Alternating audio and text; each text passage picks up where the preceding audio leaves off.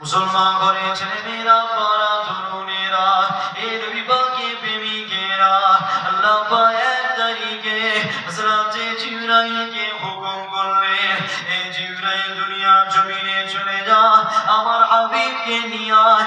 আমি আল্লাহ আমার হাবিবকে দাওয়াত দিলাম। আর এদিকে হযরতে মুসা আলাইহিস সালাম হুজরামাত তুর পাহাড়ে চলে গেছে আল্লাহকে দেখবে বলে। হুজরামার পায়ে জুতো খুলে ফেলেছে আল্লাহকে দেখবে বলে। হুজরামার দোয়া চাইতে লেগেছে আল্লাহকে দেখবে বলে। অথচ কোরআন পড়ে দেখে না, গোটা কোরআন রিসার্চ করো, গোটা কোরআন পড়ে দেখে না, আমার নবী কখনো দোয়া চাইলে আল্লাহ আমি আপনাকে দেখব। আমার নবী কখনো কোনো পাহাড়ে যাইনি, আল্লাহ আমি আপনাকে দেখব। এদিকে আমার আল্লাহ জিবরাইলকে পাঠিয়ে দিলেন, এই জিবরাইল দুনিয়া জমিনে চলে যা। ওদিকে মুসা আমাকে দেখার জন্য ব্যস্ত হয়ে গেছে, ওদিকে মুসা আমাকে দেখার জন্য তুর পাহাড়ে চলে এসেছে। ওদিকে মুসা আমি আল্লাহ আমাকে দেখতে চাই, আর আমি আল্লাহ আমার হাবিবকে দেখতে চাই।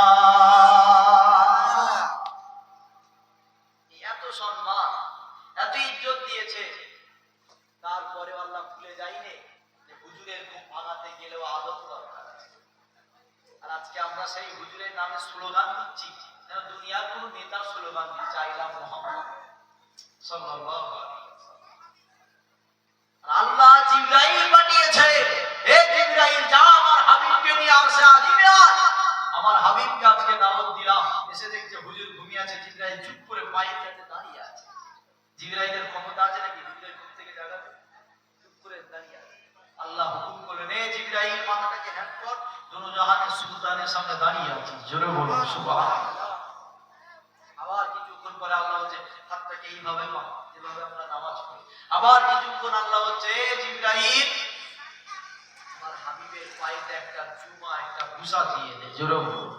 যখনই হুজুরকে চুমা দিয়েছে, হুজুর ঠান্ডা অনুভব করেছে, ঘুম ভেঙে গেছে। ভাঙাতে গেলেও সম্মান দরকার আছে।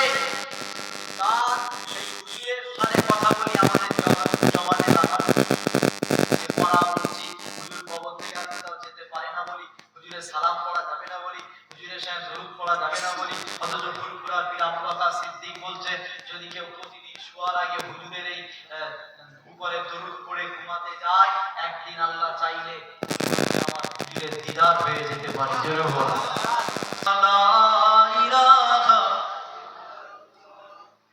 লা ইলাহা ইল্লাল্লাহ মুহাম্মাদুর রাসূলুল্লাহ সাল্লাল্লাহু আলাইহি ওয়াসাল্লাম। কিছুদিন আগে এসেছিলাম, এই শিক্ষাটা মনে হয় দিয়েছিলাম, আমার মনে আছে কি জানা নেই, খেয়াল করছে না। এই নবীর নামের শেষে কি করতে হয় এটা বলেছিলাম, কারণ মনে আছে কেউ? এখানে আছে ওখানে কিছুদিন আগে জলসা হয়েছিল, কেউ আছে এরকম? ছিল না? হ্যাঁ, এই নবীর নামের শেষে এটা পড়তে হয়, না গুনাহ হয়। এটা আমাদের জন্য একটা বড় শিক্ষা। কেন? এর জন্য বড় একটা বিয়াদতি হয়। এজন্য যখনই কলেমা শরীফ পড়বেন, আমি তো যখন দরুদ পড়ি বলতে নেই, তবু বলছি আপনাদের বুঝাবার জন্য, আল্লাহুম্মা সাল্লি আলা সাইয়্যিদিনা মাওলানা মুহাম্মদ। এই যখন মাঝখানে একবার নবীর নাম আসে মুহাম্মদ সাল্লাল্লাহু আলাইহি ওয়াসাল্লাম, আবার মাওলা আলি মুহাম্মদ, এই যখন মাঝখানে একবার অনেক আমরা পড়ি বা এটাই নিয়ম বা সবাই পড়ে আল্লাহুম্মা সাল্লি আলা মুহাম্মদ ওয়া আলা আলি সাইয়্যিদিনা মাওলানা মুহাম্মদ, এই পুরো দরুদটাকে পড়ে একবার সাল্লাল্লাহু আলাইহি ওয়াসাল্লাম পড়ে। কিন্তু আমরা হুজুরের প্রেমিক, হুজুরের গোলাম, আমরা কি করি? এই যে মাঝখানে আরেকবার মুহাম্মদ নামটা এসেছে, এই জন্য আমি ওই জায়গায় দাঁড়িয়ে সাল্লাল্লাহু আলাইহি ওয়াসাল্লামটা পড়ে আবার দুবার ওই দরুদ পড়ে আবার সাল্লাল্লাহু আলাইহি ওয়াসাল্লাম এই দরুদ পড়ি।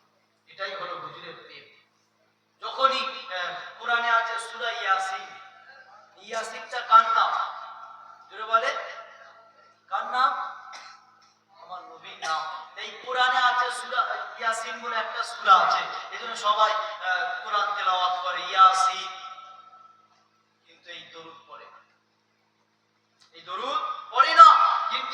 কোরআনে সূরাটা যখনই আপনি তেলাওয়াত করবেন, ইয়াসিন বলার সঙ্গে সঙ্গে দরুদ সাল্লাল্লাহু আলাইহি ওয়াসাল্লাম পড়তে হবে। এটাই হলো আমাদের শিক্ষা। সুবহানাল্লাহ। আমরা এইভাবেই হুজুরকে তাজিম করি। কেন আল্লাহ শিখিয়েছে, কেন এক তারিখে আমার আকা মাওলা রাসূলুল্লাহ ঘুমিয়ে আছে, জিবরাইল এসে দেখছে আমার হুজুর ঘুমিয়ে আছে, জিবরাইলের ক্ষমতা হয়নি আমার হুজুরকে ঘুম থেকে জাগাতে। জোরে বলুন সুবহানাল্লাহ। শিক্ষা, এই আদব, এই প্রেম, এই ভালোবাসা তো আমার আল্লাহ শিক্ষা তো আল্লাহ দিয়েছে। কেন আল্লাহ যেদিন জিবরাইলকে পাঠিয়েছে হুজুরকে ডেকে নিয়ে যাওয়ার জন্য, ওই দিন আল্লাহ আমার হুজুরকে দিদার দেন, এত বড় সম্মান দেওয়ার জন্য নিয়ে যাচ্ছে। তো সেখানেও আল্লাহ ভুলে যায়নি, জিবরাইল শোনো, আমার হাবিবের ঘুম ভাঙাতে গেলেও আদবের প্রয়োজন হয়। যেরকম বলুন সুবহানাল্লাহ।